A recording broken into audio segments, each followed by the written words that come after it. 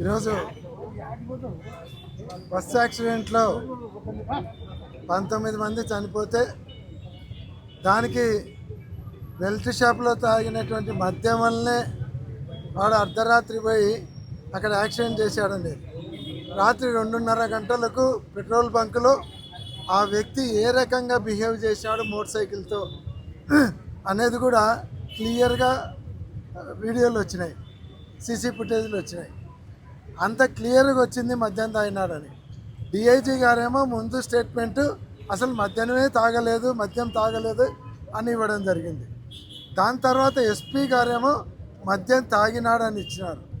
ఎప్పుడైతే లక్ష్మీపురం బెల్ట్ షాపులో మద్యం తాగినాడు అని అక్కడ ఉన్నటువంటి సీసీ ఫుటేజ్ల ద్వారా వచ్చేసరికి అప్పుడు సీసీ ఫుటేజ్లంతా కూడా సీజ్ చేసుకొని అక్కడ షాపే లేదు అని చెప్తున్నారు. నేను ఈరోజు పోలీసులకు కానీ తెలుగుదేశం గవర్నమెంట్ కానీ ఛాలెంజ్ చేస్తున్నా,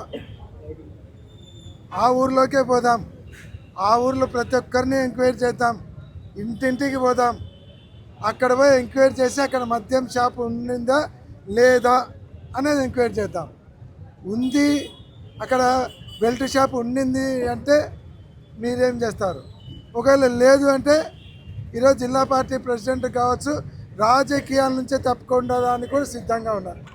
దమ్ము ధైర్యం ఉంటే ఈ జిల్లా మంత్రి కానీ లేకుంటే ఏ నాయకుడు వస్తాడో ఆ ఊర్లోకి పోయి ఎంక్వైరీ చేసుకుందాం రమ్మని చెప్పండి. ఈరోజు ప్రెస్ మీట్లు పెట్టకూడదు, ఎవరి గవర్నమెంట్ని విమర్శించకూడదు అని మాట్లాడితే ఇదేమన్నా ఇందిరాగాంధీ టైంలో ఎమర్జెన్సీ అనుకుంటున్నారా? ఆ రోజు ఎమర్జెన్సీ పెట్టి ఇట్లా నాయకులను లోపల పెట్టి అడ్రస్ లేకుండా పోయింది కాంగ్రెస్ పార్టీ దేశవ్యాప్తంగా. ఈరోజు మీకు కూడా అదే గతి పడుతుంది. ఈరోజు ప్రజలన్నీ గమనిస్తూ ఉన్నారు, మీరు చేసేటువంటి అరాచకాలన్నీ చూస్తూ ఉన్నారు, మీరంతా వికృతానందం పొందుతూ ఉన్నారు.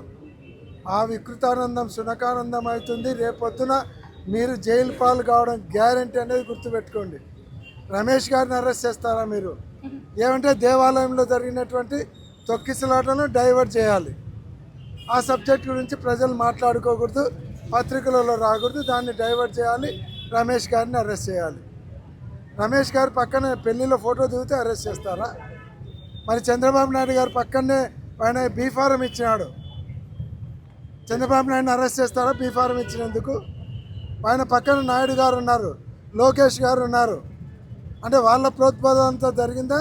పెళ్లిలో కలిసినటువంటి రమేష్ గారి ప్రోద్బలం అంతా జరిగిందా? బుద్ధిండేవాడు ఎవడన్నా ఆలోచిస్తాడు కదా. తెలుగుదేశం గవర్నమెంట్లో తెలుగుదేశం నాయకులు వైఎస్ఆర్సీపీ కాంగ్రెస్ పార్టీ వాళ్ళు చెప్తే మద్యం తయారు చేస్తున్నాడంట. ఆయన ఎవరికి మీద ఏమన్నా ఇస్తాడు? రేపొద్దున మోహన్ రెడ్డి మీద ఏమన్నా ఇస్తాడు, లేదంటే జగన్మోహన్ రెడ్డి మీద ఏమన్నా ఇస్తాడు, ఒకరి మీద తమిళనాడు స్టాలిన్ మీద ఏమన్నా ఇస్తాడు. ఎవరి మీదైనా ఇస్తారు. మా అనుచరులు చెప్తే ఎవరి మీద ఏమన్నా ఇస్తారు. అట్లాంటివన్నీ డ్రామాలు ఆడుతున్నారు. ఈ రోజుకి మీరు రెడ్ హ్యాండెడ్గా జరిగితే మీ నాయకులను అరెస్ట్ చేయలేదు, మా వాళ్ళను మద్యం కేసులు అరెస్ట్ చేసినారు. ఒక్కటి కూడా ప్రాథమిక ఆధారాలు లేకుండా ఎక్కడ ఒక రిటర్న్ స్టేట్మెంట్లు వాళ్ళతో స్టేట్మెంట్లు ఇచ్చినామని చెప్పి తీసుకుంటూ ఉన్నారు. ఎక్కడైనా ప్రాథమిక ఆధారాలు కానీ, వీళ్ళ దగ్గర డాక్యుమెంట్లు కానీ, వీళ్ళ ఇండ్లలో ఆ లిక్కర్ దొరకడం కానీ, వీళ్ళ గోడౌన్లలో లిక్కర్ తయారు చేసినట్లు కానీ ఎక్కడైనా ఉందా? కానీ ఇక్కడ అరెస్ట్ చేస్తున్నారు. ఈ రోజుకి అక్కడ ఎవరిని అరెస్ట్ చేసే పరిస్థితి లేదు. ఇంత ఘోరమైనటువంటి పరిపాలన చేస్తూ ఉన్నారు. దీనికి మూల్యం చెల్లించుకోవాలి. మళ్ళీ కూడా నిజంగా ఇందాక చెప్పినట్లు వెంకటరెడ్డి గారు వాళ్ళు జైళ్ళు తయారు చేసుకోవాలి. జగన్మోహన్ రెడ్డి గారు వచ్చిన తర్వాత చెప్పినాడు, ఎవరైతే మా వాళ్ళని ఇబ్బంది పెట్టేటువంటి అధికారులు ఉన్నారో సప్త సముద్రాల అవతల ఉన్న కూడా లాక్కొని వస్తామని చెప్పారు. అది ఖచ్చితంగా జరుగుతుంది.